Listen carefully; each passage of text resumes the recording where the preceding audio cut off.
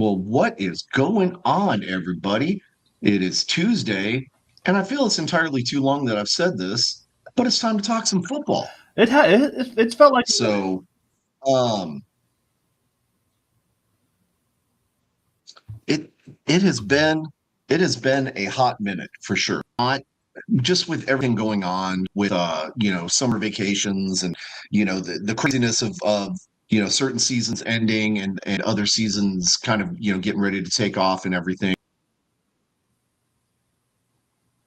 Been able to kind of keep up with everything, but here we are, right? We're going to start getting back into the swing of kind of sketch tonight, so I'm going to do the best I can to work with what I got. But I had a really cool place to come from, and I've honestly since forgotten it, so I got nowhere to come from. So tonight we're just man, you had the best one last year. Here. I don't even remember which one that was. Remember, it was Gadzooks. Yeah, I don't even remember what it was. You came from Gadzooks. Oh yeah. I forgot all about that. Gadzooks North Star Mall. I got one where I bought my Christian. Yeah, I got one. Okay, go for it. Today I'm gonna come at you from the Malt House Studios. It's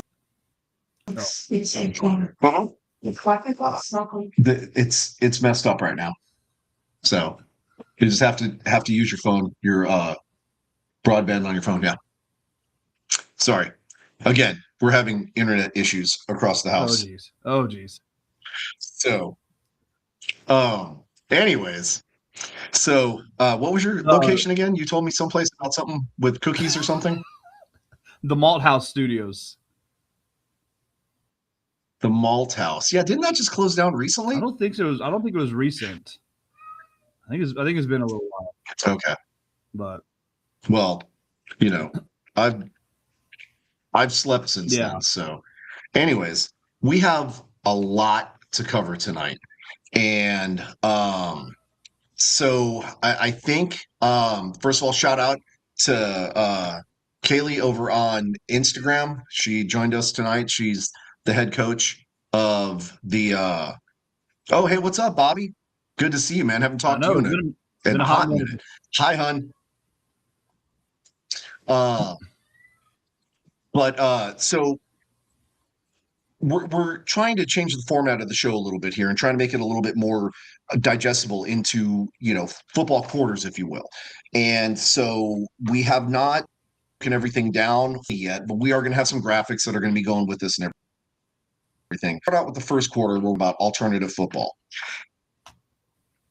And there's quite a bit to talk about. And we only have about 15 minutes. First and foremost, COFL recap. Obviously, the San Antonio Toros are the 2026 Continental Football League champions. Now, that isn't without a little bit of controversy. And I say that not that I agree with it, but there are some people out there, and we know who they are. They know who they are. And we're not going to call them out specifically by name, but they have a problem with the fact that San Antonio did not play all 6 games in their schedule. Okay. And token is spelled just Token. There you go, hon. See, so there you go. You know what? You are a brave man. You are a brave but then she corrected calling her out on the show on spelling. You're gonna get stabbed in the eye when you sleep. And I'm sure I will. And hopefully she gets me in the bad eye here because, I could really use a new one. But all that to say, there was controversy about the way the Continental Football League season ended because the San Antonio, Toros did not play the last game. But it's important to know that the San Antonio Toros opponent was going to be the Texas Herd. The Texas Herd has been having an issue fielding players every game that they played. The numbers went before that, like significantly 17. Down. They had 17 players dressed or something. They had 17 players dress out to play. At that point, you're talking a safety issue for not just the Herd, but also your own team. I mean, there's that's that Yep. at that point it's an exhibition game, it's a practice, it's a scrimmage, and you're going to go out and risk your players getting hurt when, obviously by far the best team in the league, the best players, the most potential to move on to CFL teams, NFL camps, the next steps. It would be absolutely stupid to risk the health of the players for a team that can't even dress 20 players for a game. Yep. And so the one thing that people are neglecting to, or certain people are neglecting to pay attention to, is the fact that both teams talked and they both agreed that this would be a bad idea for both teams involved. So it was a mutually agreed upon just what the heck's the word I'm looking for?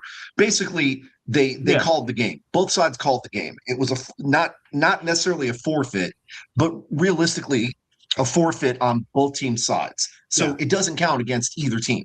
And to be honest, like yes, the San Antonio Toros. This game was supposed to be in the beginning of July. It's 1,000 degrees outside. I don't even know if I'd want to go to a game where, we're playing a team that can't even dress 20 players. Like, that's, from a fan perspective, that would be a crappy game to go to in the ridiculous heat. So, it's absolutely great decision that they just decided that in the best interest of all parties, don't play the game. Yep. Now, I will say the rest of the teams in the South, the Syndicate, the Austin Syndicate, and the Tall City Black Gold, they did finish out their seasons. If I remember correctly, Tall City came in third, Syndicate came in second. Right? But and nobody it's came out of the important to North. know that, right, nobody came out of the North. So by default, the Cincinnati Dukes did win their division because there was no division left anymore. They were the only team left. And they played like 2 games. Right. So, but that almost sounds, like a little bit of, foreboding news going on with the Continental Football League. However, there will be a second season. There's going to be some big changes coming, as you can see in all the social media and everything. The San Antonio Toros are doing well. In fact, the investment group is starting businesses in addition to running a football team, right? There's like a sports consultation team. They're going to be doing a whole bunch of private training and just all kinds of good stuff. And I have a feeling that that's going to be kind of the standard that's going to be set, is that these teams are going to have a way to be able to be self-sustaining. And which is absolutely stupid. I think there's going to be a lot wasn't more already oversight. The case. I mean, we talked about it at the very beginning. Like that was kind of what we were was led to believe a bit, was these teams were supposed to be self-sufficient. Obviously they weren't, but right. And so there's, just some issues, but I have a pretty sneaking suspicion that there's going to be a lot more involvement, and specifically I believe there's going to be a little bit more influence probably from the South, being that they were the ones that were more successful. And it just turned out to be, I mean, things were just much better, down in the South here, go figure. And I'm sorry, I'm fighting with the Tickety Talk because they're saying that we've got illegal content, which is, it's our own content. I mean, we're not that ugly, but it's rude, TikTok. No. I know. We'll be. I filed an appeal. We'll be fighting with them for sure. Is it because I'm drinking on the show? I mean, this is just apple juice. Nah. I think they're just being drinking silly. Apple juice, it's just apple juice. Apple juice. Anyways, so again, I have a feeling that the Continental Football League is going to be coming back stronger next season with a lot more, just better business oversight, if you will. And this is actually a pretty good transition. So Continental Football League finished out strong. Expect some big stuff next year. We'll see, and I expect Coach to come back and absolutely destroy it. Let's talk about the UFL, because we try and cover all things alternative football here. We obviously know that the Kings won the UFL playoffs, and Rapoli, in true Rapoli fashion, has been absolutely stirring the fan base up. And I gotta say, I'm here for it. Absolutely, Okay? I love it. I told you before that I was not a fan of Mike Rapoli just because of some of the crazy things that he does, and I hate to say it, but just kind of some of the business decisions that he's made. But let's be honest, he turned a product that was a good product, but a mediocre moneymaker, into a viable money-making product. Yeah. Is he making hand over fist? No. And did he hey, what's up, Coach? Coach is on the Instagram. Nice. What's up, Coach? Shout out to him. Love that guy. But is he making hand over fist? No. And he probably lost money, to be honest. But he probably lost less money this season than the UFL did the previous season.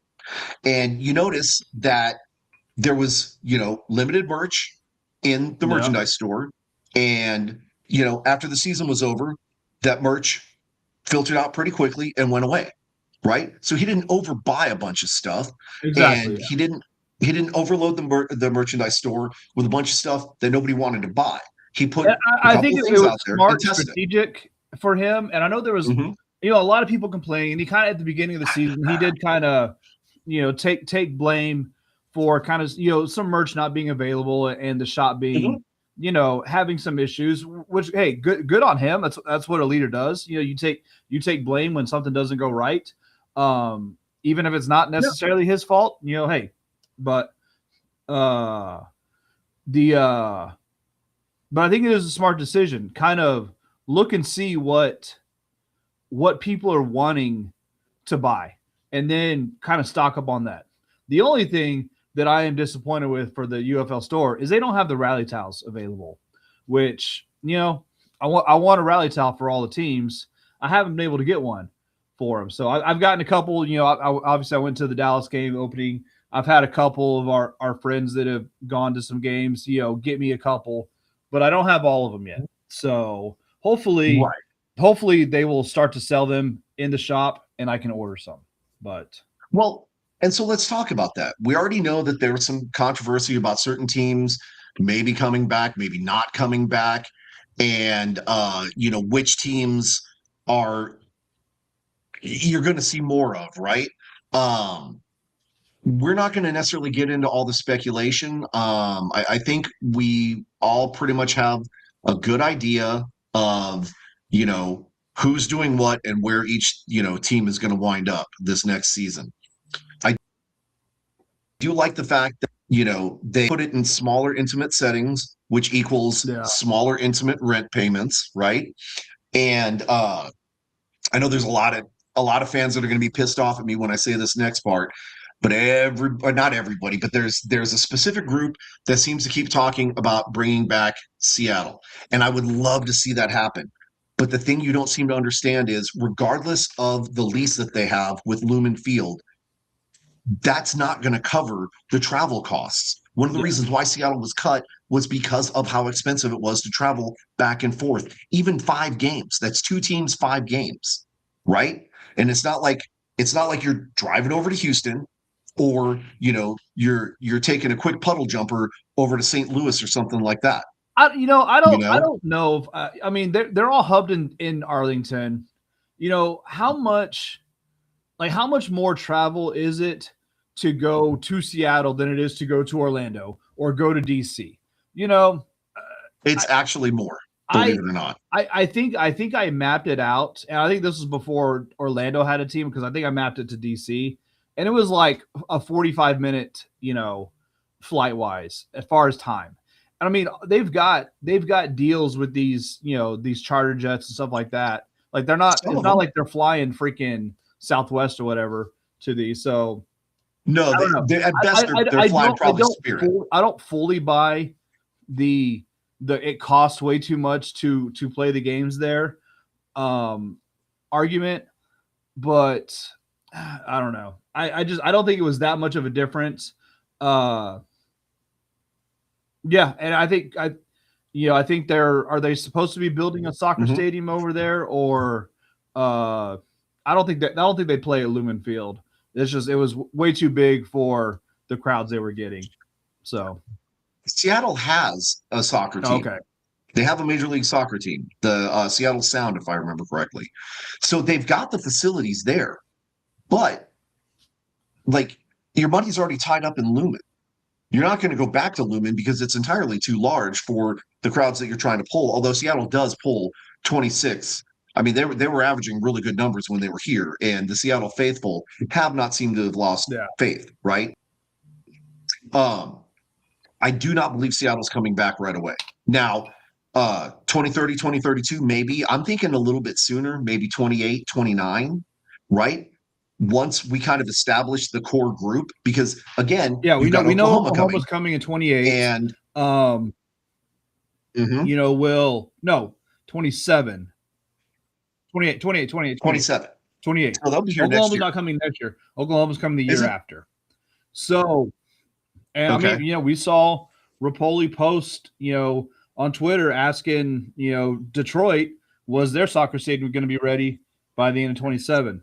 So we know they're going to introduce 2 new teams in 28, one other along with OKC. They haven't announced which one it is. Maybe it's bringing Michigan back, which would be great. Obviously, our friends with My Panther Pride, and just, I mean, hey, that was a hell of a fan base. So it sucked. They lost their team. Yep. So. And let's talk about that too, because I wanted to touch on something. The San Antonio fan base, right? We lost our team, and there's a few of us, diehard faithfuls that, and I'm not one of them, right? I have my new love, she's right over here behind me. Or actually, I probably should say she's right here, right?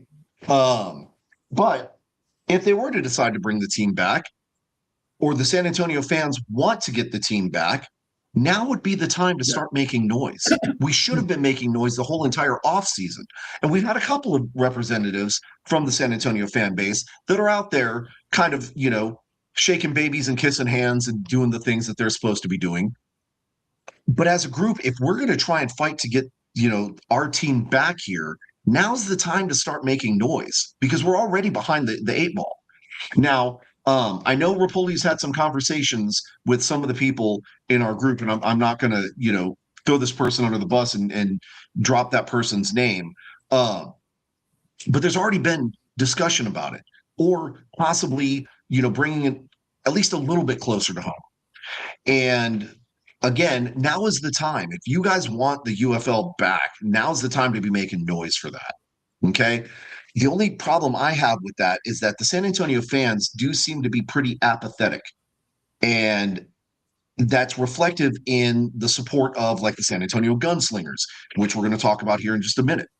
The San Antonio Toros fan base was growing, but I mean, that's going to take some time, right?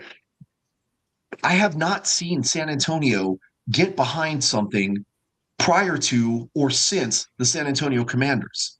I don't know what it was about the Commanders. I mean, I know what I liked about them, but I have not seen that kind of fan base and those numbers growing in a team that was ended the season 5-3. Yeah, something like that. I don't remember. It was a long time ago. Right. We would have been in the hunt for the playoffs, but we were not guaranteed to be in the playoffs. But that fan base was growing exponentially, right? And I'm sorry, Cult of Call, I forgot to put that up there. Michigan or New Orleans, and I really think it's going to be Michigan. I don't think New Orleans had the numbers to support, and I don't think they necessarily have a field to play in. But maybe they do. I don't know if New Orleans has a soccer field or not. Again, all that to say, I've seen the San Antonio fans here be pretty apathetic, and that's even like in regard to the support of the San Antonio Spurs and things like that. When the Spurs were not doing good, you saw the numbers absolutely drop to the point where there was even speculation that might be moving to Austin. And there was serious doubt that they were going to get that Project Marvel approved to get the stadium built here downtown for the Spurs. Now, they did, and I think that's an absolutely wonderful idea because that not only helps out San Antonio Spurs and the downtown community if they do it right, asterisk, right, put that in there, but that also helps out the San Antonio Rodeo because now they'll have access to the Frost Bank Center, which means that they can expand and it can be more like the Houston Rodeo where it's almost year-round. Right. And that's going to be good for the whole rodeo community and all the scholarships and all the kids that they help out with that and everything else. Anyways, okay, we're done with pretty much that. Done with the Texas Talking Rodeo. Okay. Yeah, we're done with Texas Talking Rodeo, which we actually probably should. But anyways, that's a whole different story. To land the UFL plane, Mike Rapoli is definitely making waves. Keep your eyes on the UFL because there's even talk about putting the the season earlier is what I was trying to remember. And Elizabeth, while I understand what you're talking about, that's more on the other teams that were in the league. Everybody had the option and the ability to go pick up whatever players that they could for whatever the predetermined salaries were. The San Antonio Toros just happened to get better players, but it wasn't like they went outside their contracts or anything like that. So the other teams need to kind of pick it up and get better talent, and we'll get better football, which I suspect will happen this next season. So I don't think it's necessarily the Toros need to move to a different league. I think the other teams in the league need to step up their game, right? Because this is supposed to be AA ball. So, just keep that in consideration when we move forward with the season. Now, again, UFL, there's a lot going on. Rapoli is the master of playing the strings and keeping people talking, and I think that's going to do wonders for this next season, right? We've already talked about how I thought he was an absolute business genius for getting ahead of the fan shop fiasco and taking ownership of it, because it did honestly, I think, help sell merchandise. And because of the way it was presented and everything this season, you had a lot more eyes. Maybe you had less people at the game, right? Because attendance has been dropping off regardless of who was at the helm. But I think you had more eyes on it on TV, which is where the money is coming from anyways. So fair trade-off, I think he knows what he's doing. And I think he's going to be moving some teams around to make a bigger impact to actually start turning a profit at some point. No, I think so. I think there's definitely, there's a lot of chatter. Obviously, the big thing was like they released some availability, like job opportunities for every team other than Birmingham. So, the big thing was like, oh, well, that means Birmingham's leaving, and Birmingham fans are all pissed off and all this, except one little caveat. Birmingham already had that guy on their their roster or on in their group. So on their payroll. That's why they weren't listed. So, I mean, whatever. Exactly. Now, does Birmingham need to move? Probably so. I mean, they can't get 3,000 fans to a game. Yeah, they've had plenty of chances. They probably need to move. And you know what?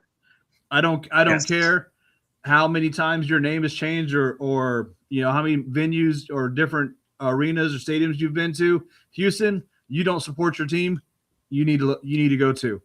Houston has had every opportunity to support the Gamblers, the Roughnecks, the whatever they are, and they just simply refuse to. So, sorry, bye. And you know what? Dallas is on the edge of that too. They had okay attendance over at Cockjaw. Frisco was pretty bad. I kind of understand why, because it was like an hour north of the city. I mean, it was kind of a pain in the ass to get to when we went to the first game. Mm-hmm. But, still, kind of attendance has been dropping for them too. So, I don't know. Maybe being where the hub is at is their saving grace, but I could maybe see them, maybe getting moved too. Who else? Obviously, DC. no chance. St. Louis, of course, no chance. Um, you see those articles pop up every now and then about maybe St. Louis moving to the soccer stadium, whatever, Energizer Park or whatever it's called. It's probably not going to happen. Their attendance has been dropping steadily over the years, but I still think they bring enough people to keep it in the Dusty Dome. Obviously, like I said, obviously DC, nothing's gonna happen with them. Louisville probably had the best attendance of all the new teams, and they won, so they're not going anywhere. Columbus had really good attendance actually for kind of as down of a year as they had. So obviously it was their first year. You're not going to move them. You're not going to move Orlando. Orlando kind of had iffy attendance. But it wasn't terrible. And again, it was their first year. You got to give them a chance to kind of build up. So, I think there's seriously 3 teams that are in potential danger, or probably need to be relocated.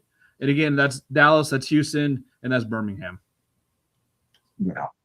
So it's going to be interesting to see what happens there. Let's also talk about some interesting things that happened in indoor football, right?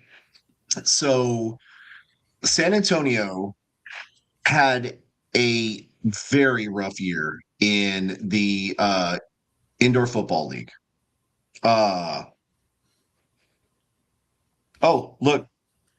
Rob, we talked about that 5 minutes ago. So the reason they had the job opening for 7 teams is because the team that was left off the list already has that job opening filled. They already have that person. They don't need to hire another one. So that's why there was only 7 teams.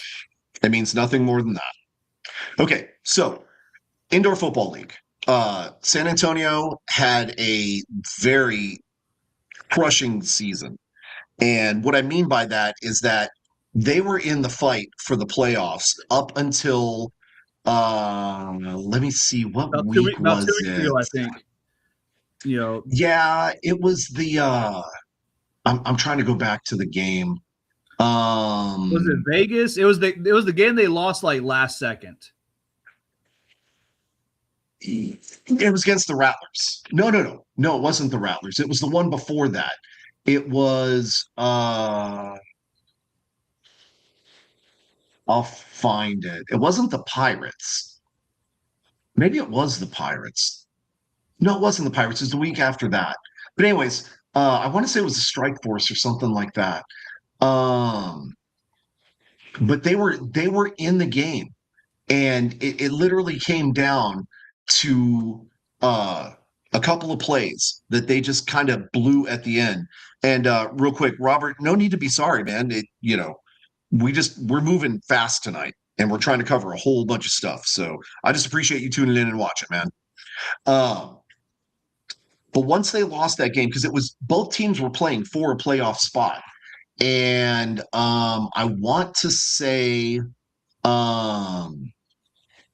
it wasn't the Strike Force. Maybe it was the Orlando game. Because I think Orlando beat them out. That was the one that they lost kind of last minute. But this is a roller coaster season for these guys, right? They would do okay and then hit kind of the slumps. Yeah. And then they'd make some changes and they do okay. They started out really slow, didn't they? They lost like the first 3 games or something like that. First 3 in a row. Yeah. And that's hard to kind of come back from, even in what is it, a 16-game season? But one thing they did do is they made a change at quarterback, and it made a big difference, right? So they had their 2 quarterbacks from last year, and here's an odd thing. They had a pretty good center that they traded to another team that they wound up playing the next week, and the center absolutely destroyed. So he did really good for our opponent, and it was like, guys, come on, like, don't make trades like that, like right before a game, right? Give them a little extra motivation, yeah. But so anyways, San Antonio, lots of ups and downs. I know that they really struggled, and I feel bad for those guys because you could see it in the players' faces, man. Their hearts were in it. They were fighting tooth and nail, doing everything they could, and things would just go wrong, right? Bad bad play calling or bad route running or whatever. Things would just, fall apart on them. And so I, my heart goes out to them, right? Those guys really, really busted their tail and really, really tried. Um, and I would also like to say back to kind of what I was talking about before, the apathy with the fans. We've got the San Antonio Gunslingers here. They've been here for what, 7, 8 years now, Brian? Mm, It's at least five. It's at least five for sure. This is the 4th year in the IFL. Mm-hmm. And they were in the NAL for 3. They had 2 years in the NAL, and then they had the AAL for 1. So, yeah. Right.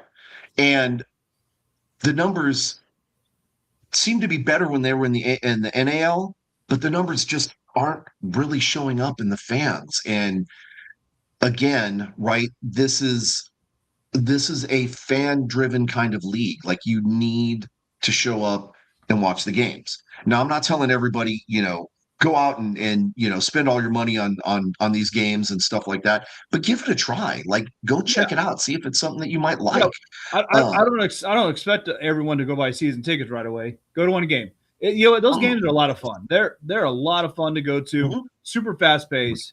It's a blast to go there. So, yep. It's not football. It's indoor football. So it's a much different game. So don't go with the expectations that you're going to see a regular football game. There's much different action on the field. And as I'm finding out, every league tends to have a little bit different rules. Yep. So, for example, the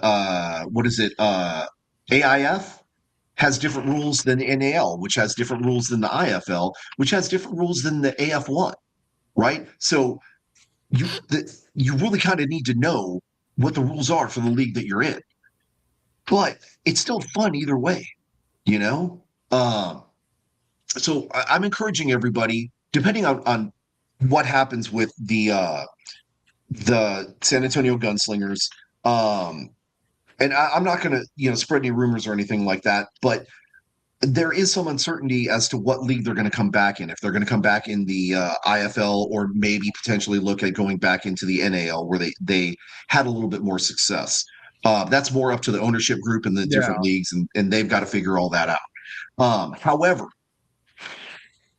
go and check out a game, right? Whatever league they land in, go check out a game. And especially this next season, because if they stay in the IFL, we're going to have an automatic rival in the new Austin team that's going to be obviously starting in Austin. Now, granted, they're over in kind of Cedar Park, but it's still Austin, It's still close enough for Austin.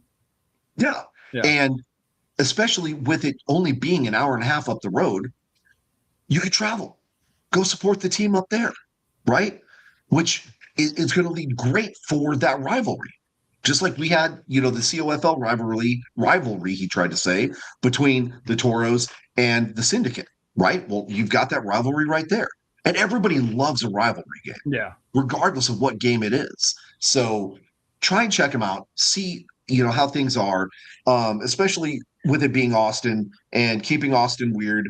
They're not going to know what the heck to do with indoor football. So we should be able to go over there and just trounce them and then make fun of their fans and, drink their hoity-toity beer and eat their, fancy sandwiches that they call tacos and, just have a good old time.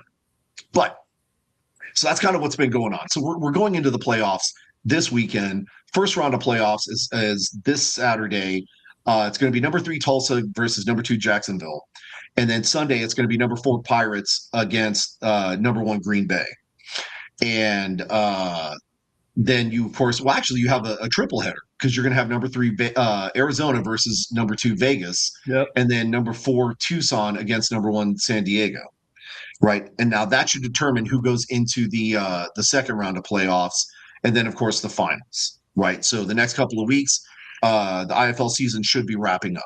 And it's going to be pretty exciting playoffs. So if you've got some time this weekend, flip it on Yahoo Sports, which, by the way, the numbers have been absolutely phenomenal for Yahoo Sports by I saw broadcasting that. the games. Yeah. So turn it on. You could even get it on Prime. I mean, I saw the games on Prime, which was insane, and I love that. Okay, now over to the National Arena League, where the Amarillo Warbirds are, the Dallas Bulls were, and I think because the other team is in the AF1. I don't believe the Dallas Bulls finished out their season. The Amarillo Warbirds did not do horrible. Let me look at the standings real quick. Yeah, they did. They finished out 8th. They were 1-9. So, and then Dallas Bulls didn't even finish. And then now there's a new team called the Dallas Apex, which I'm assuming are replacing the Dallas Bulls. And so I know there was a little bit of a financial controversy with all that. And we can't offer too much information on that because really all we have is speculation. We don't have a whole bunch of the inside information. But it was not necessarily the greatest look for the league. But playoffs, like that whole season is done now. And Southwest Kansas Storm wound up taking the league by storm, pun fully intended. And they are the 2026 National Arena League champions. So going into next season, obviously you're going to have Amarillo, right? And you're going to have the Dallas Apex. Plus, of course, you got Colorado Spartans, the Louisiana Rougarou, whatever, the Omaha Beef, Pueblo Punishers, Salinas Liberty, Sioux City Bandits, and the Southwest Kansas Storm. Should be some good action this next season. Hopefully, some of our Texas teams can figure out some of the issues that they had, get those turned around, and put a bigger dent into this league and show the rest of the world what Texas football is all about, whether it's indoor, outdoor, whatever, right? Now, we'll finish up with AF1. So AF1, Beaumont Renegades, right? Because we cover all football teams in Texas here. They didn't do so well either, right? So it looks like outside of the San Antonio Toros, and I guess Austin and somewhat Midland, right? Maybe not Midland. But the rest of the Texas teams and the rest of these divisions did not fare so well. Yeah. And so, Beaumont got kind of destroyed.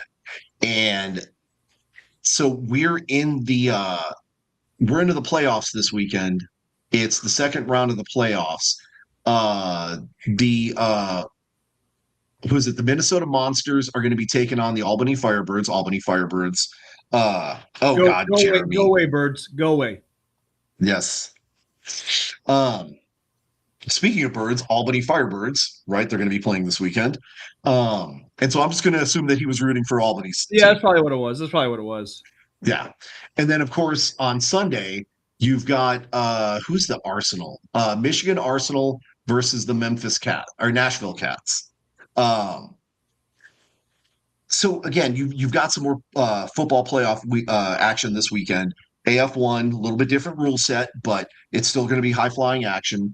Should be pretty fun. I'm noticing though that in this league there were a lot of northern teams, and then of course Beaumont.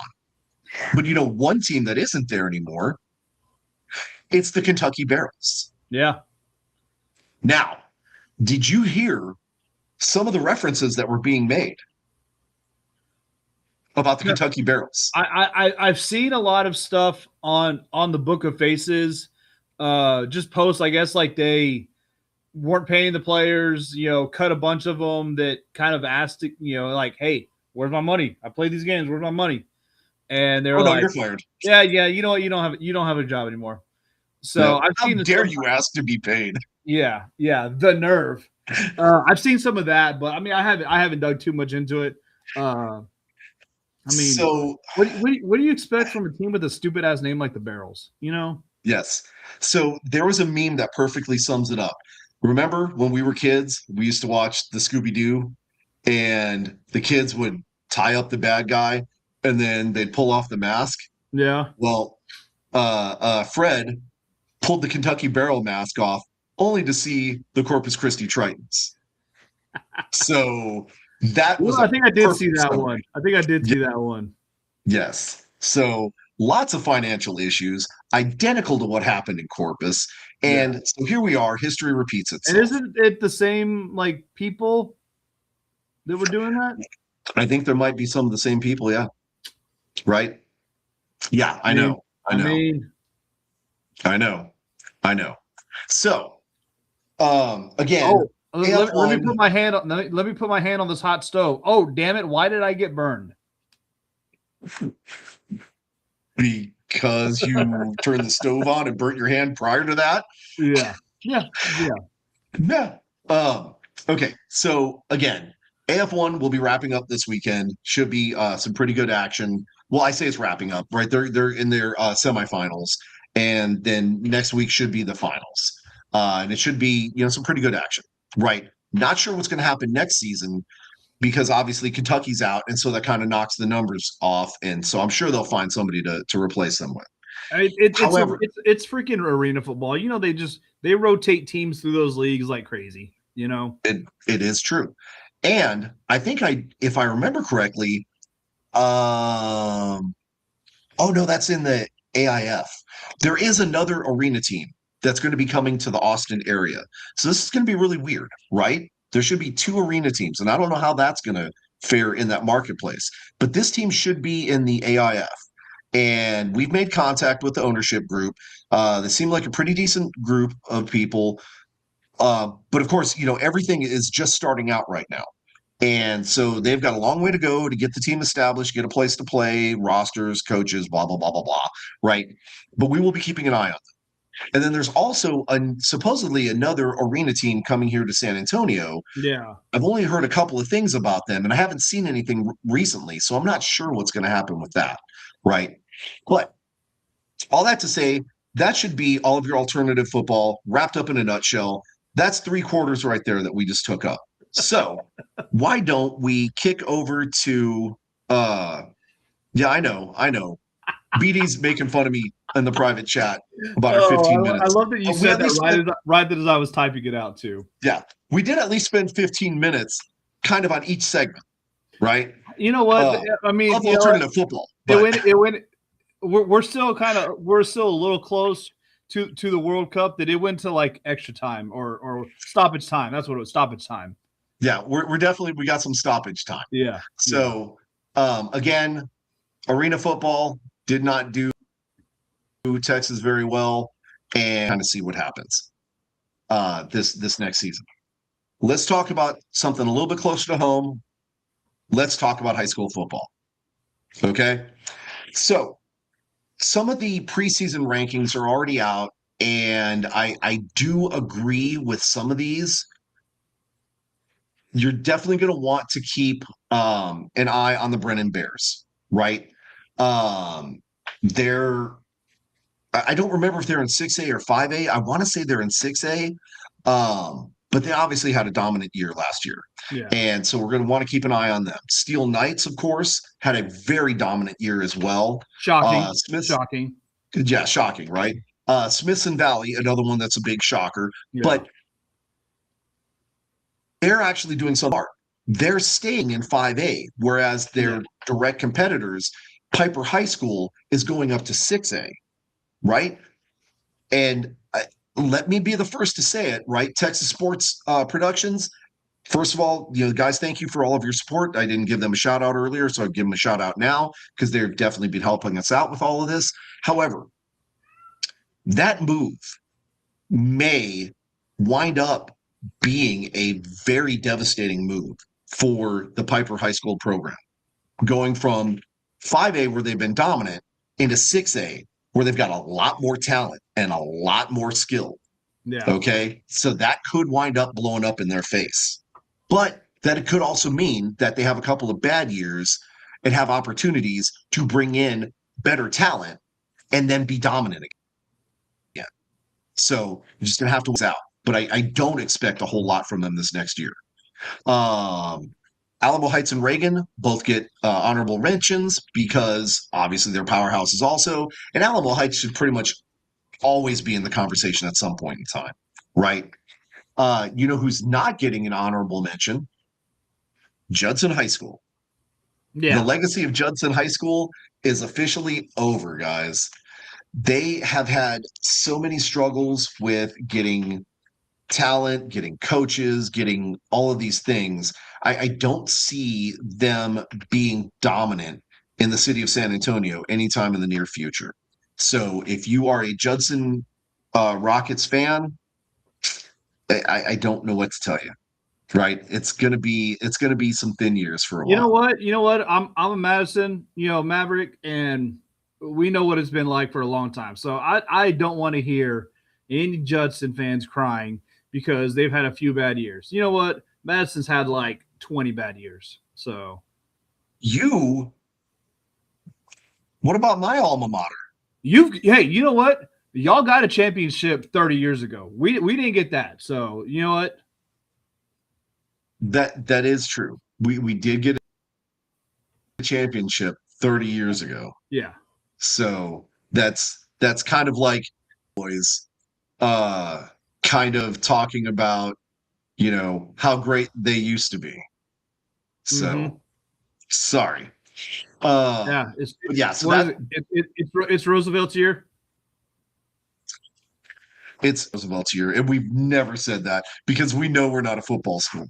We gave up on that in the 1960s. Well, and then the 90s because we did have that one good year. Okay, so let's kick over to college football because this is where the rubber actually starts hitting the road, so to speak. Top 10 on ESPN's rankings. So we're actually going to make sure we give honorable mention to Brian's alma mater, which is the Texas A&M. So where are your rankings coming from? Because I was looking, they don't have any official rankings out. I looked. Sporting News has their preseason out. That's kind of they're too early. The official rankings won't come out until probably mid-August. Oh, no, these are power indexes. Okay. Right. So based on strength of schedule and how they finished last year and blah blah blah. Right. Again, not official rankings. We've had this discussion 18 million times in the UFL when we were giving out power rankings. Yeah. These are power rankings. Okay. And there's a formula for it. It's not the formula we're using. It's the formula that ESPN is using. So, if you don't like it, call ESPN, take it up with them. But if you don't like it, do your own and post those, There you go. There you go. So, of course, number one, top of the list, and you expected this, right? Ohio State Buckeyes. And you knew that they were going to be coming in strong. Okay. They had a good, strong year last year. And a lot of the team is returning. So it's going to be expected. What I didn't expect was to see Texas, University of Texas in Austin, go all the way up to 2. So that tells me. Yeah. That's a little I don't know.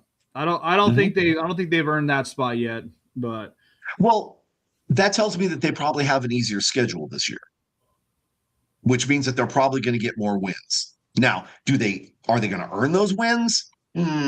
Right. That's a tough call. When you're playing like UTSA and stuff like that, no offense to my favorite school, not my alma mater, but my favorite school, it's not the same. Yeah. Anyways, so number 3, Notre Dame. You knew they were going to be on the list. Oregon Ducks. Was a little bit surprised to see them. No, I can see that. They had a damn good season last year. Yeah. Well, and they probably have a little bit easier schedule this year. So that's probably why they're at number 4. Georgia Bulldogs. Of course, you expected to see them there. The Hoosiers, right? Last year they had a surprisingly good year. This could be a fluke. I'll say they won the championship, but so the ranking that I'm looking at actually has Indiana number 1, and okay, I don't think they're going to be top 10. Obviously they lost their quarterback. He got drafted. Hold on, my co-hosts are fighting over there. Y'all need to calm down. All right. Hey. Hey. Yeah, I don't see Indy being what they were this year. Be lucky if they make it into the top 10. I don't see it, but Well, and I mean, again, what was yours? Y'all had your rankings had them 6th or 7th. Yeah, they're at 1, 2, 3, 4, 5, 6. They're at 6. Again, these are power indexes for 26. It's not, that's not terrible. I mean, defending champs, you got to give them some respect. I absolutely don't think they should be number 1, which is where they are in the Sporting News one. Yeah, they won the championship, but they lost a lot of players. They lost their best player, so you're going to go down some spots with that. But yeah, I mean, again, this is preseason. We'll see the real official ones here in a few weeks. Right. Again, these are just, like power rankings based on whatever formula ESPN came up with, whatever BD's looking at. Like, these are not our rankings. Yeah. Okay. So then, of course, you have Miami, Alabama, and LSU rounding out the top 9. Okay. There's a reason why I covered those 3. You expected them to at least get some kind of mention, right? Because again, they were forces to be reckoned with last season. This next team at number 10 really surprises me that they're at number 10, all things considered. Okay. Number 10, rounding out the list of the top 10 in this college football power index for 2026 is none other than the Texas Tech Red Raiders. Now, how? I don't see it. How? Right. How are you going to be top 10 losing your quarterback to controversy? No, he so technically he never played for Texas Tech. Like, he transferred to Tech in the offseason and then admitted that he just loved gambling way too much. So he never played for him, but he was going to be their starter. So they lost the guy who was going to lead the team. Right. But who do they have to fill the gap though? Yeah, I don't see them anywhere close to 10. I mean, maybe 15 to 20, I could see that, but yeah. Well, and there's some other names on the list further down, like the Sooners are in 12th under the Aggies. Gators are much lower than what I would expect to see on this list. Surprised Michigan Gators is higher. Were on there at all. They were terrible last year. Yeah, but again, weaker schedule, right? So Baylor is way down in the list. In the SEC, Yeah.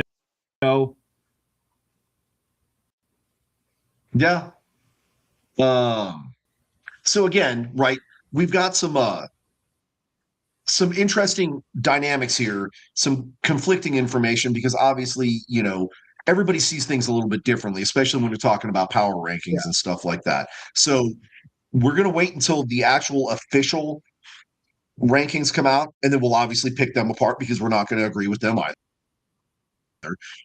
We'll kind of, right. But we're right around the corner, right? Football, college football is going to be starting real soon. You know what else started this week? That would be NFL training camp. Yes, sir. Yeah. And this year is already off to an insane start, right? We talked about this off air, but the Chiefs, my God, you couldn't have caught a worse break. Your offensive coordinator, unfortunately, God rest her soul, but unfortunately, his wife was murdered in their house. No, it looks like it. She wasn't. She didn't die. She just got. Was she? Oh, I thought she died. I don't know. Okay, well, good. If that's the case, then good. But still, she gets shot by her son in their house. She's currently hospitalized in stable condition. Okay, good. Okay, yeah. Thank God for that, right? I thought she had gotten murdered. So thank God for that. But that still means the offensive coordinator is not there, right? So somebody's having to fill in for that. And that's going to that's going to kind of throw a huge wrench in the game plan for the Chiefs, at least during preseason, right? There's just all kinds of other crazy stuff. Then, of course, you have Kyle Shanahan got into an auto accident. Which I guess he got into it a while ago, and they just kind of just announced it or something a few days ago. It was on July 14th. So it wasn't that long ago, but it definitely was a while. Right? 2 weeks ago. I mean, that 2 weeks is a long time for something like that not to hit the news cycle. Mm-hmm. Which, again, is really, really surprising. Yeah. And there's, some reports about, some struggles in Patriots training camp. Again, there's all these light thing, or just kind of highlights and stuff. Here's one. This should be no surprise, and I don't even know why. I mean, this is almost like sensationalism media, right? Packers received bombshell Micah Parsons injury update. He's recovering from a hamstring injury. Yeah. You didn't expect him to just come right back, did you? They listed him on the physically unable to perform list. Like, everybody knew that he was going to be on that list and he was going to miss the beginning of the season. Like, everybody knows. I mean, probably half the season, I would assume, at least he's missing. So yeah. So not a whole lot of news, obviously, because we just started training camp. I do think kind of some, as far as injury related news, I don't know if you saw that Patrick Mahomes is basically, he's a full he's full practicing, like no limitations, whatever. And I think really what happened is, the Chiefs got a couple shots of Justin Fields as like the backup quarterback. It was like, no, Patrick, you're getting your ass out here. I don't care if you got one leg. Yeah. This season is definitely going to be an interesting season to watch, right? Obviously, Bears fans are all chipper because of how their team did last year. We're going to find out if it was a fluke or not. Yeah. Okay. I don't think they're going to have the season that they expected to have. Of course, and again, I think the Packers are going to have the season that I expect them to have, that nobody else expects them to have. I think it's going to be a rough season for Packers fans. I think it's going to probably come down to potentially Detroit and obviously Chicago. Well, I guess we can't call them Chicago anymore, can we? Because they're moving to like Hammond, Indiana. So it's the Indiana Bears. Right? And I'm definitely going to rub that one in. I don't care. Oh, yeah. That's what you get, Chicago. I don't care if Hammond is only half an hour outside of Chicago. You're not in Illinois anymore. You're in Hammond, Indiana. Okay? Get used to it. Why they did that. It breaks my heart. Oh, look, Jeremy's still stuck around. Right? Yeah. He can't quit us. Yeah, exactly. It breaks my heart to think that Chicago is not going to be playing in Soldier Field. That would be like Green Bay not playing in Lambeau. I don't like seeing historic fields like that not being used. I'm hoping that they're doing a renovation or something like that, like a big major renovation. That's just, let me have my hopes. Okay. Don't break my heart here. Okay. All right. You go ahead. Do your thing. They're building Jerry World North in Chicago. Okay. Let me just have that. But no, they're not. They're moving it to Hammond. Right. It's going to be cheaper. You're going to have a better facility. No Illinois state tax. It's going to be much nicer. Probably no bullet holes and getting shot into the side of the stadium. Stuff like that. That's just part of the Art Deco feel, man. Yeah. That's Chicago. It's that classic Chicago feel right there. Yep. Okay. Let's talk about your Dallas Cowboys. Any news? How are things looking? I mean, whatever. It's training camp. It's our year, I guess. I don't know. You know what? I'm cautiously optimistic because obviously for the last few years, offense was great, but the defense was absolutely terrible. Kicked Matt Eberflus to the curb like they should have. Hired Christian Parker. Jeremy, thank you, Eagles, for that. Kind of excited to see what he does. Made a lot of moves on the defense, just with free agent signings, drafting Caleb Downs. I'm real excited to watch him. Just as a rookie, at the safety position. Man, I don't know. Obviously I am not. I joke about it, but I am not one of those "it's our year" Cowboys fans. But I do see some good things, potential, and if things click well, hey, maybe we got a chance to make some noise. So we'll see. I'm looking forward to it. It looks like Philadelphia has kind of a couple of positions as well. So that's going to be something you guys are going to have to kind of take. Although I will say, with some of the moves that Dallas made, I would be surprised if they don't have a really good year this year. The offense was pretty good, minus Dak Prescott, right? That's going to be your big X factor. But they've made moves on the defense to make that defense much more dominant. So defense can win games too. So we're just going to have to see what happens. But yeah, Philly's looking pretty good. So that's something to think about. New York is, of course, New York. I don't think you really have to worry much about them. And then the Washington Commanders. Right. So we'll see what happens there. I saw a preseason poll, and it was Fox Sports that did it. So I'm trying to let me find it. They had the Eagles. They had the Eagles ranked at 7th.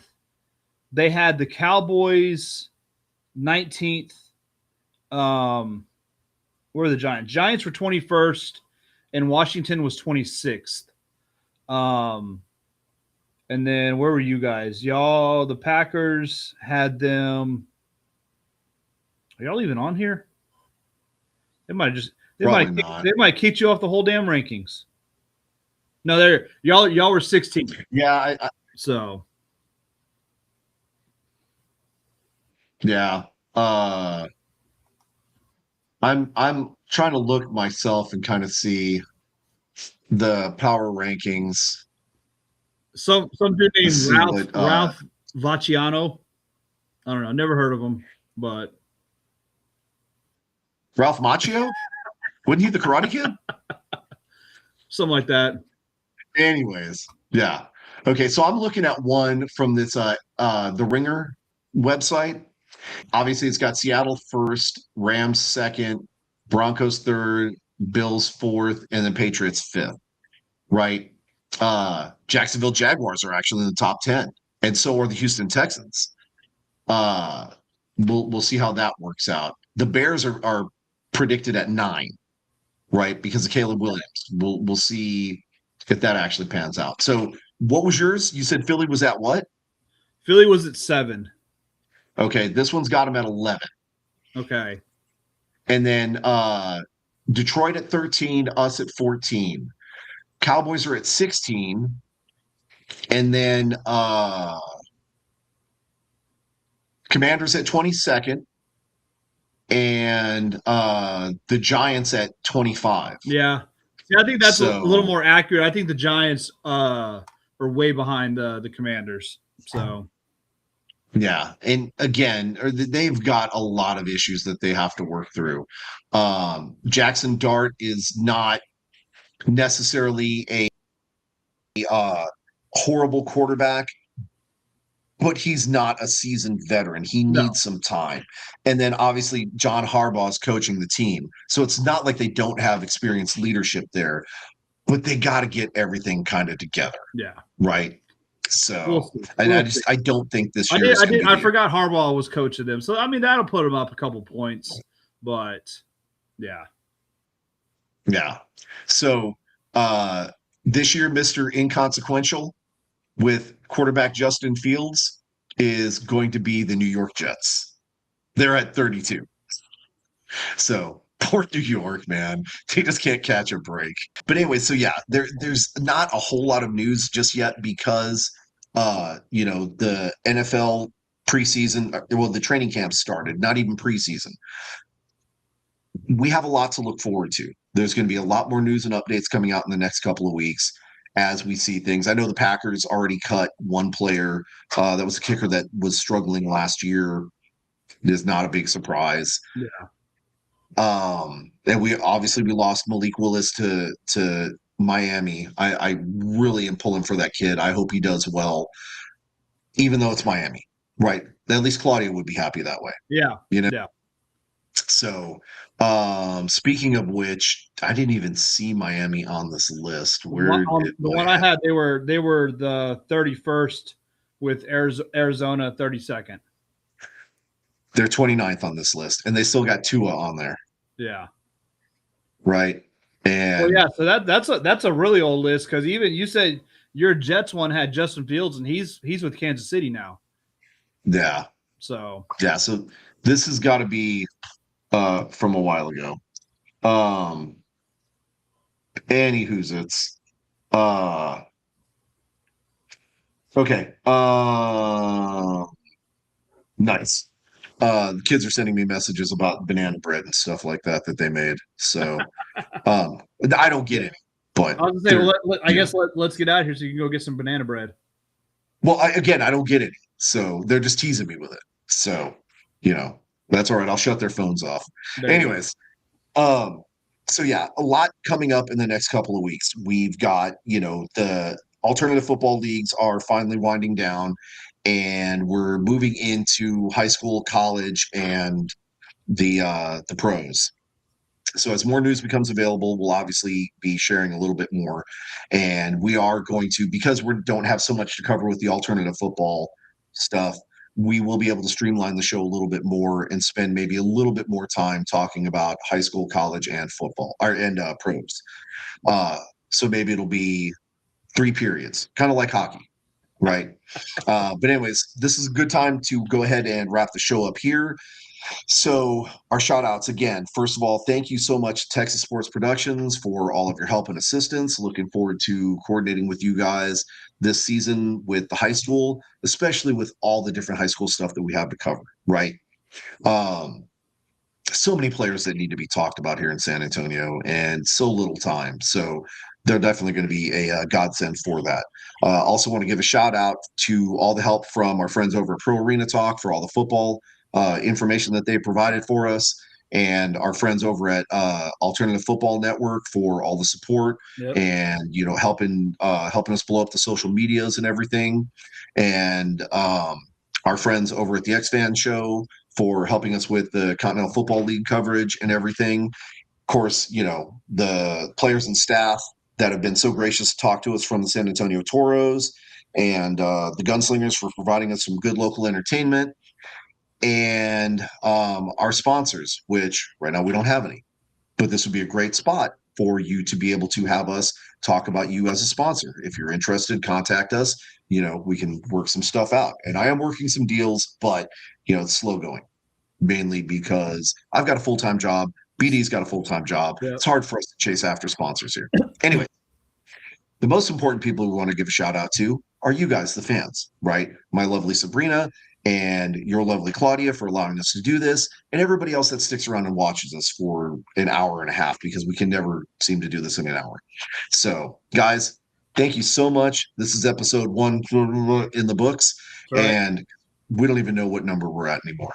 I got to go count again. You keep taking the damn numbers off every time I put them up, so I can't help it, right? Because I have these catchy titles, and I want to display the catchy titles. Geez. So, anyways, this is like 156, I think, in the books. No, we're all 160. We're like high 160s.